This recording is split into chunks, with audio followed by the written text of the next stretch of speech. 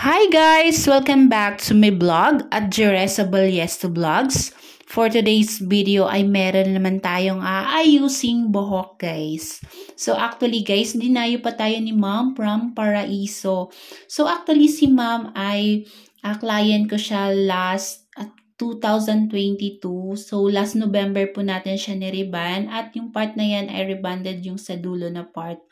So actually guys, gagawin natin, i-ribbon muna natin siya bago natin siya kukulayan guys. Kasi may regrowth parts na rin na tumubo yung kanyang itim na hair. So yung may kulay ay pumaibaba na nga po.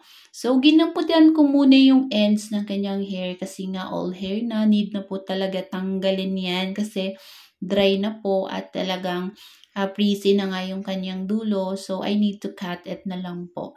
So anyway guys, yung gagawin ko sa kanya ay i-ribbon ko po siya guys. So actually, yung gagamitin ko dito na gamot ay from Icon po. So ayan, kinuha na po natin yung mga dulo-dulo ng kanyang hair guys. So hindi pa po ito final na cut, mamaya pa natin i-final cut. So before tayo nag-apply ng number 1, nilagyan muna natin siya ng treatment. So yung mga may kulay na parts, nilagyan ko muna ng treatment. So, yung purpose ng paglalagay ng treatment, guys, ay para hindi mag-brittle yung kanyang hair while nilalagyan natin ng rebonding number 1. So, wala po akong hinalo dyan na rebonding. So, pure po yan, guys. So, actually, guys, si Ma'am Angela pala yung name niya, guys. So, dinaya talaga tayo niya dito, no? Layo. Marami namang mga magagandang mga salon sa Sagay or sa Cadiz, di ba? So, dito talaga siya parati pumupunta.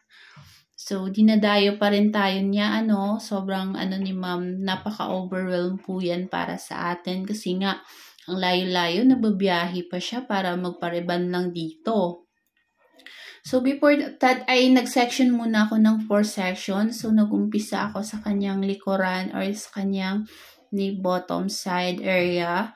So, ayan. Hindi ko sinagad yung number 1 sa dulo. So, iniwanan ko yung parts na may kulay. So, ayan. Hinati ko yung sa likuran ng into 2 sections. Tapos, yung left to right side din. So, kinimpitan po natin yon or lilagyan natin ng clip.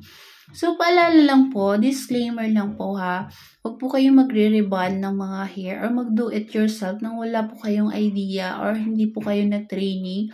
So, bago po kayo gumawa nito, kailangan nakapag-training po kayo para hindi po kayo makakalbo or hindi kayo makakaputol ng roots or ng buhok ni client, guys. So, ayan guys, minamassage ko lang para masaturate ng rebonding cream doon sa kanyang hair yung gamot na tinatawag na rebonding cream number 1. So, ayan guys, please observe lang po kayo sa ginagawa kong mga step kung paano ako mag-rebond or paano ako gumawa ng mga buhok ni client guys. So, actually, pinabalik ko si Ma'am last time nung May dahil magpapa-treatment.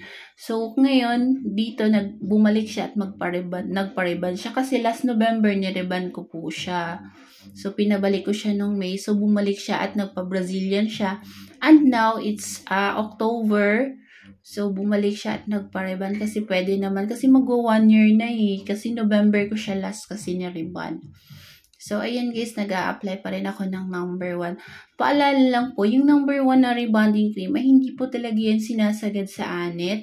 Dahil kapag isasagad nyo po yan or ilalapat nyo sa anet yung rebonding cream number 1 ay magkukos po na mapuputol or masisira po ang roots ni client guys or magkakanda putol-putol po yung kanyang hair guys, yung rooting. So, ingatan nyo po yan na hindi mailapat sa anet yung number 1 na rebonding cream. Bawal na bawal po yan guys. So, disclaimer lang guys talaga. Talagang mag-aral po kayo or for professional use only nga yung nakalagay dito sa mga gamot na pang salon, nakalagay dyan for professional use only.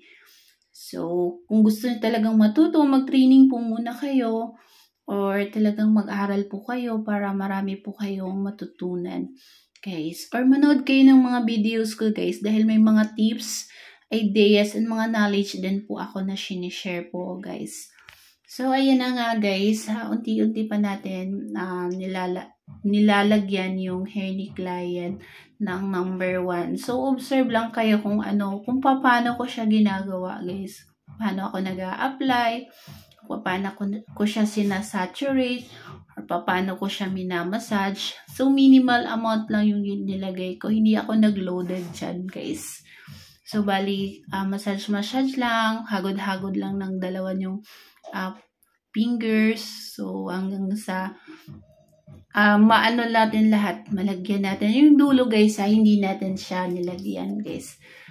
So, actually guys, bababad lamang natin ito ng 45 minutes muna guys. Then, after 45 minutes, is strand testing natin siya kung magra-rubberize na nga siya. So, pag hindi pa rin, mag-re-apply tayo at babad naman natin ulit ng 20 minutes. Tapos, yung sa dulo na hindi natin nalagyan ng number 1, ibababa na natin guys. Susuklayin natin at spray po natin. So, bali 1 hour lahat yung naibabad natin sa kanyang hair. So, ayan na guys. Hindi ko na dito pinakita yung pagplancha ko guys. So, ayan na po. Bali, yan na po yung final touch na nung plinansya na po natin. Tapos, nagdiretso na po ako ng color sa kanya. So, after color, yung routings lang yung kinulayan natin. Hindi natin mapapantay yung sa routings kasi guys, nasa level 6 lang yung maipapantay natin sa kanyang routings. Dahil gabing-gabi na, malilate na siya, wala na siyang masakyan. So, yung ginawa namin guys, hindi namin naibabad ng matagal yung kanyang routing parts. So, itong techniques ko na to guys, ay techniques ko po. Ewan ko lang din sa iba kung yung yung techniques sila. Pero sa akin, ito talaga yung ginagawa ko guys kapag nagmamadali yung client. So, pagkatapos ko ng number 1, kulay agad.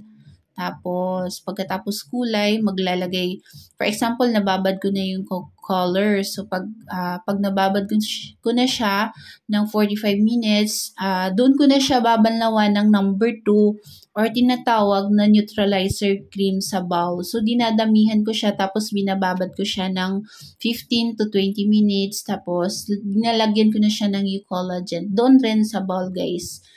Bale, pinagsabay ko na banlaw yung number 2 sa pagbanlaw ng kanyang color. So, hopefully, naintindihan nyo, guys.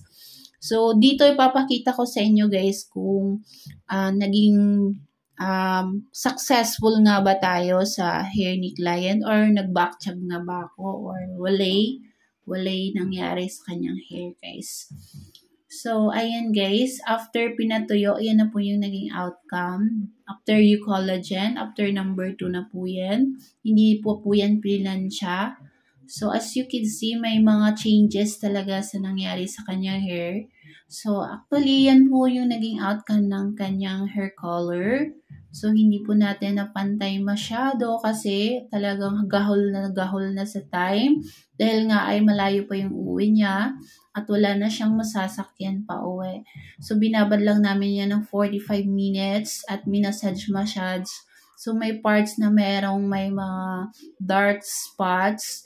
So, papabalikin na lang natin si ma'am dito para maging maganda yung kulay niya. Thank you for watching. Bye-bye!